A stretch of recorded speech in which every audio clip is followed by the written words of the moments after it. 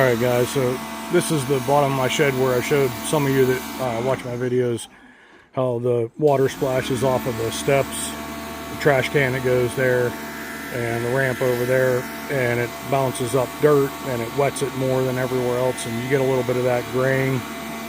That graying though, like we did this about a year ago, but as you can see where she's pressure washing, it comes right off.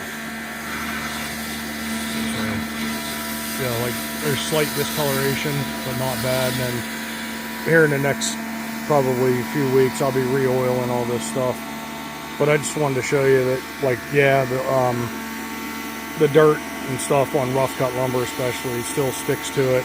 It still gives you that discoloring, but it does come off pretty quick with the pressure washer. And I'm just using an ultra cheap Amazon. I think it was like $60 or something.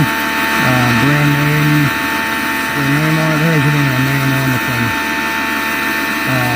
But it was just something dirt cheap. I think it was 1800 PSI. It doesn't matter. I mean, this one did come with the different. You have all your different nozzles. You have your 40 degree, 25 degree. She's using a 15 degree, and it has a 0 degree, like a pinpoint.